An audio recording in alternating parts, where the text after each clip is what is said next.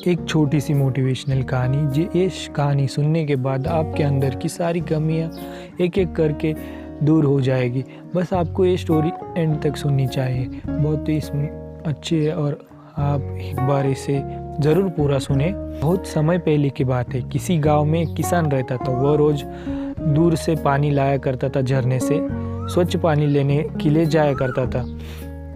इस काम के लिए वह अपने साथ 2 बड़े घड़े ले जाता था, जिन्हें वो डंडे से बांधकर अपने कंधे पर दोनों लटका कर ले जाता था। उनमें से एक घड़ा कहीं से फूटा हुआ था और दूसरा एकदम सही था।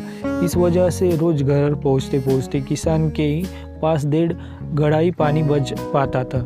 ऐसा 2 साल से चल रहा था। सही घड़े को इस बात का घमंड था कि वो पूरा पानी घर पहुंचाता है और उसके अंदर कोई कमी नहीं है। वही दूसरी तरफ फूटा घड़ा इस बात को लेकर शर्मिंदा था कि वो आधा घड़ा पानी ही घर तक पहुंचा पाता है और किसान की मेहनत बेकार चली जाती है। फूटा घड़ा ये सब सोचकर बहुत परेशान रहने लगा और एक दिन उससे रहा नहीं गया। उसने किसान से कहा कि मैं खुद शर्मिंदा हूँ और आपसे क्षमा मांगना चाहता हूँ। तो किसान ने पूछा, क्यों, तुम किस बात से शर्मिंदा हो? शायद आप नहीं जानते, पर मैं एक जगह से फूटा हूँ, ऐसा घड़े ने कहा, और पिछले 2 साल से मुझे जितना पानी घर पहुँचाना चाहिए था, बस उससे आधा ही मैं पहुँचा पाया हूँ।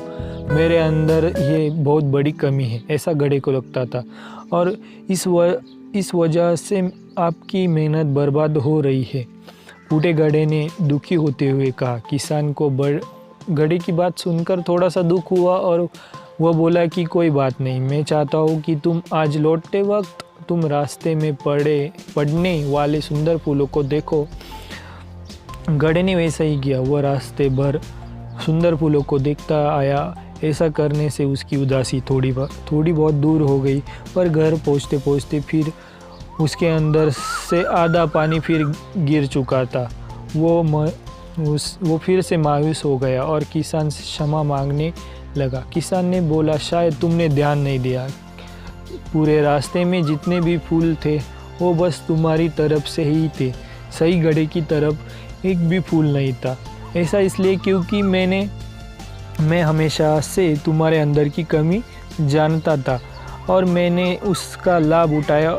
मैंने तुम्हारे तरफ वाले रास्ते पर रंग बिरंगे फूलों के बीज बो दिए। तुम रोज़ थोड़ा थोड़ा करके उन्हें पानी देते रहे, पूरे रास्ते को इतना खूबसूरत बना दिया। आज तुम्हारी वजह से ही मैं इन फूलों को भगवान को अर्पित कर पाता हूँ और अपना घर सुंदर बना पाता हूँ। तुम ही सोचो, अगर जैसे हो वैसे नहीं होते तो भला क्या मैं ये सब कुछ कर पाता? इसी तरह दोस्तों, हम सभी के अंदर भी कोई ना कोई कमी ज़रूर होती है। ये कमियां भी हमको अनोखा बना सकती है। उस किसान की तरह हमें भी हर किसी को वो जैसा है वैसा स्वीकार करना चाहिए। उसकी अच्छाई की तरफ हमें ध्यान देना चाहिए, और जब हम ऐसा करेंगे तब फूटा घड़ा भी हमें अच्छा लगने लगेगा और मूल्यवान, उसकी कीमत वैल्यू बढ़ जाएगी, मूल्यवान लगने लगेगा। अगर दोस्तों ये भी स्टोरी आपको अच्छी लगी है तो प्लीज़ इसे लाइक कर दीजिए।